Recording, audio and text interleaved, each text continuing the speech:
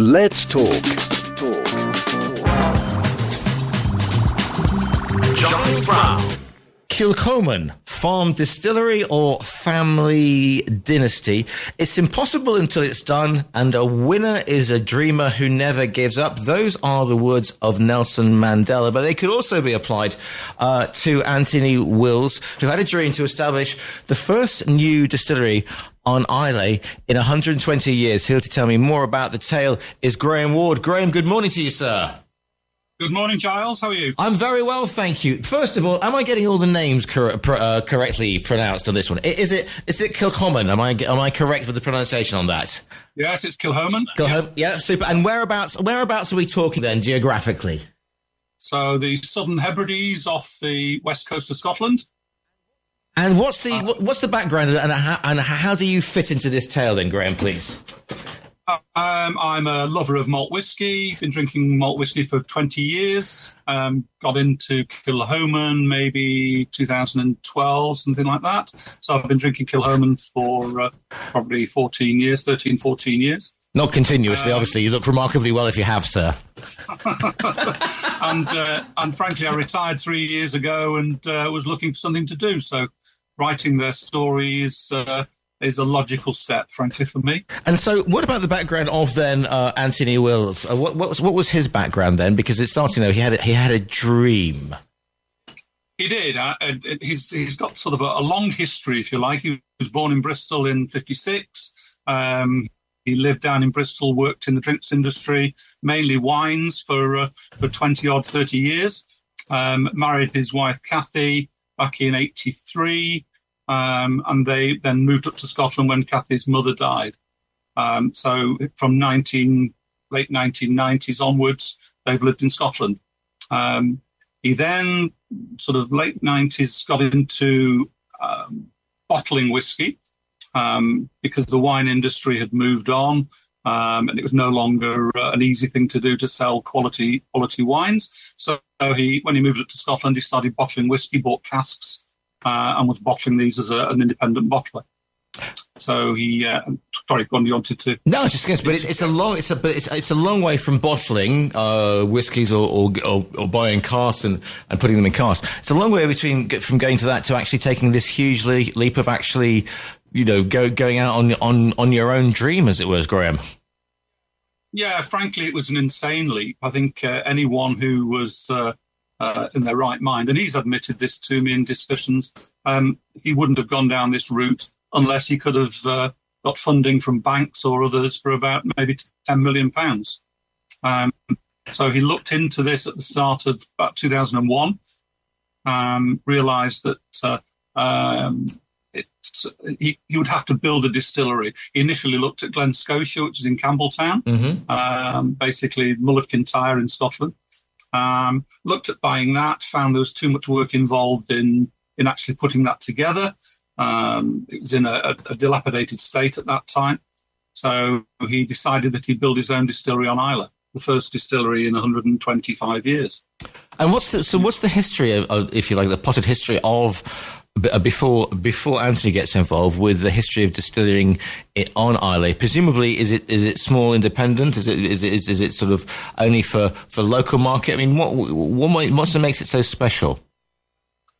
There are many things. I think if you go back to possibly around the 14th century, it's suggested that Irish monks brought distilling over to Islay. They were the first people to do so. And the suggestion is, and there's a lot of ifs and buts and maybes about this, that they first ended up in Kilchoman. Mm-hmm. That's where they landed on Islay. And the Macbetha hypothesis suggests that there were monks over there distilling text. So the Macbethas were a family of physicians, and they were translating text from Latin into Gaelic on distilling, and it was suggested that they were in the Kilchoman region. So that's I think one of the reasons he wanted to set up a new distillery was the fact that distilling had been going on Islay for 500-600 years. And was there still, if you like, local knowledge there then? I mean, were there people who still would know how to distill? Did you bring it over, or is it purely a really small family business? Because I mean, I know nothing about, as you can see, whiskey distilling. I mean, how is it a people intensive business? Is he bringing new technologies? And is the local population going, well, you're from Bristol, you don't know how we do things up here, sort of situation? Cathy's family had lived on Islay for many years. Cathy's grandfather used to work as the chairman of the Rover Group. So he got an estate on Islay, so he came up there for much of the summer. So Cathy had lived up there for quite a while, on and off over summer periods. So she knew the island well, and I think the family was known well on the island. So they have a link to the island anyway. Right. And the link is also with Land Rover, that because of Cathy's grandfather, Spencer Wilkes. So there's a Wills and a Wilkes getting together, which was interesting in itself. But yes, Cathy's grandfather was Spencer Wilkes, and he and his brother Morris invented the Land Rover. So they took an old Rover, put it onto a Willys Jeep chassis at the end of the Second World War, and from that they created the Land Rover. So no finer place to test it out as well, I suppose, as bouncing along the Hebrides, yeah. So who's he targeting at? I mean, presumably this is it meant to be? It's obvious. I wouldn't say it's a hobby, but just say we'd call it a craft. We would call it a craft, wouldn't we? Now, sort of like a craft distillery. But back in the early 2000s, that wasn't an option. So what was it? What was he marketing at? Was it purely for his pleasure and to get this traditional business up and running again? No, he wanted to. I think he'd reached a crossroads in his life. I think at that time it's probably one of the early 50s or late 40s. In his late 40s, and he'd reached a crossroads. Wanted to do something different. He wanted to set up a distillery for a little while, and it was just a question of how you went about it. Nowadays, you'd go to a bank, and a bank would say, "Yeah, 20 million, no problem at all. Where would you like to build it?" So at that time, you went to the banks, and they said, "We'll give you 50 grand," and there were small investors were prepared to put small amounts of money in. But he just had this dream. He just had this dream of building a farm distillery, going back to the roots of distilling. The roots of distilling on Islay, if you go back to the 17th, 16th, 17th, 18th centuries, there were lots of small distilleries, lots of little pot stills in the glens and hidden away on farms, and literally there are hundreds and hundreds of them. So that's, in some ways, that's what he wanted to go back to, using barley that was grown on Islay on his own farm, or on the farm that the distillery was built on. To go back to those roots and have it sort of, if you like, barley to bottle is the phrase that's often used. So you grow the barley there, and it's all done on site. Everything's made on site. And so how long does it take between, sort of, if you like, finishing building the distillery until, because you don't press a button and it pops out and there you have, like 2 days later, you've got your first, if you like, your first whiskey coming off Islay? No, you do have your first spirit coming out. Yeah. So you take your barley in and then you mash it and you go through all the distilling process, which is, it's a skill. That's the real skill of it. And then at the other end, you get a spirit comes out at maybe 67, 68%, something like that. And then you put it into casks, and then 3 years later, you can have your first whiskey, first malt whiskey. So it needs to be matured for 3 years in Scotland. So, 3 year wait before you can find any cash, really. And so what was the particular sort of pitfalls and perils whilst he was putting this together? Because presumably it's not all plain. It's not as plain as a barley field blowing in the afternoon wind. What sort of difficulties you had to overcome on the way to getting that first lot out? The huge difficulty for him was cash. Yeah.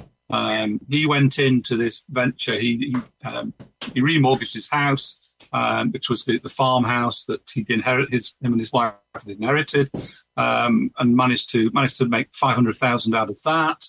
And he got 200,000 through local small investors, some of the landowners on Islay, and some other whiskey enthusiasts. So he had 700,000. 700,000. It was enough to basically transform some of the buildings, get some stills in, and allow him to start producing a spirit. But then he had 3 years before he could make any money. This is the thing as well of the book, isn't it? Because it's not just him and taking the gamble and obviously sort of remortgaging the family properties and everything. It's the fact that, there are local people involved, there are local whiskey enthusiasts, and they get behind this project because they want to see the return of a distillery on Islay.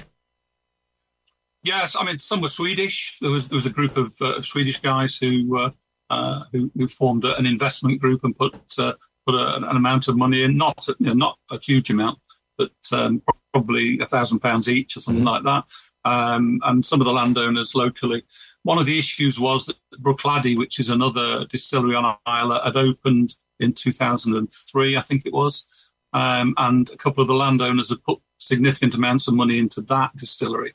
So by 2004, when he was looking for money, they'd already put money into to another distillery, so they had little to be able to offer him. So it was that cash was the biggest issue for him, not having enough cash. And so, when does it come to you? When did you get involved? Did you make an approach? Did they approach you? What was your? Yes. Sorry, I was at the London Whisky Show, and I wandered over to their stand. I'd had this idea in my head for a few weeks. I wandered over to Kilchoman's stand and spoke to Anthony's son George, who I know pretty well through various shows and over a few years. And I said, look, I've got this idea. I'd like to write your family's story, the story of Kilchoman, the story of the distillery, and the story of the people behind the distillery and the people that have made it what it is. So he said, that's interesting. I'll speak to my dad tonight. His dad was on Islay, so he rang his dad and said, would you be interested? And he came back to me. I met him again the following day, and he said, yeah, he's really interested. Could you put a synopsis together of how you see it, how you see the book? So I put two and a half pages together of how I saw the book. And basically, I wanted to concentrate on the people, the people that made the distillery, the people that built it, the people that gave him advice. And the book is filled with interesting people like Jim Swan. Jim Swan was a chemist with a PhD in chemistry who advised him on the shape of the stills and advised him on casks and this sort of thing, which was massively important in getting the spirit, the type of spirit that he wanted. So I put that back to Anthony, and he came back to me and said, yeah, brilliant. What do you want me to do? So I went up to Islay. I was going up anyway and interviewed him initially, a couple of hours, and then it carried on from there. I had interviews with all the family on a number of occasions, with distributors, with employees, with people who'd been part of, for example, supplying the bottles, designing the labels. So it's all these people throughout the 20-year history of Kilchoman that have contributed towards it. And perhaps that's the thing, because people say, one man had a dream. Yeah, one man may have a dream, but you need a team who also believe in that dream to bring it to fruition. I mean, I could have a dream of, having a Formula One racing team. I've got a great dream for that one, but however, without the support and the backers and the sponsors, that is never going to happen. So it's not just one guy goes, right, I'm going to build a distillery here and it's going to be a multi-success and Graham's going to write a book about it. Yeah, no, that's absolutely true, Giles.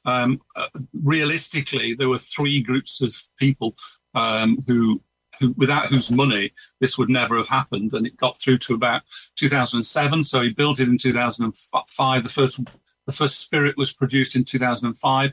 By late 2006, 2007, he was desperately short of money, had no money,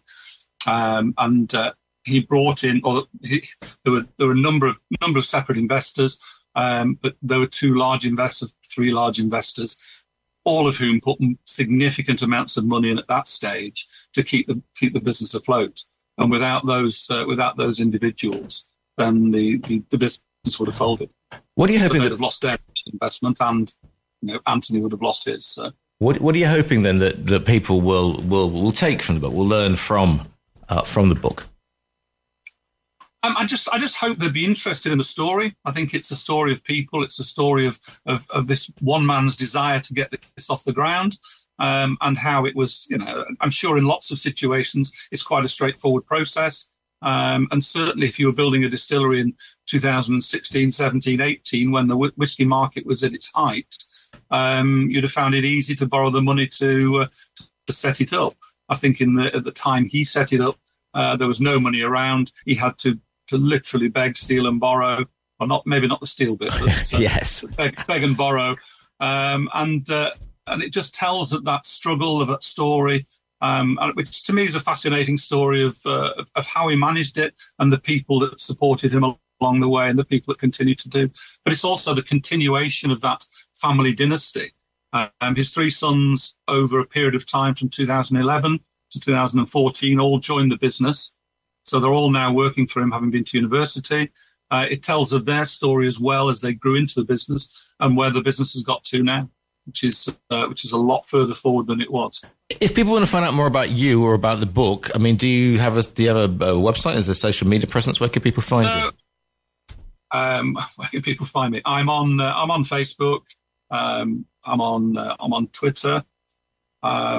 If the book is available through Amazon, so in Europe it will be available through Amazon. And also we have it on our webpage. We have a virtual bookstore, you see, and we'll put a picture of the very lovely front cover, which I presume that is the distillery. That is the front of the distillery. It's an absolutely stunning view up at the front of the. Photographed by a guy called Konrad Borkowski, who's a brilliant photographer who lives on Jura, which is the next island up. Which is, I think he said he lived in Honduras for a minute. That's a bit of a commute to work, but there you go. Jura is a beautiful place. So it's only a mile across the Straits of Islay, so it's beautiful. The book is called Kilchoman, Farm Distillery or Family Dynasty. It's been written by Graham Wood, who is speaking to you today. Graham, it's been an absolute pleasure to speak to you this morning. And you, Giles, thank you very much for having me on.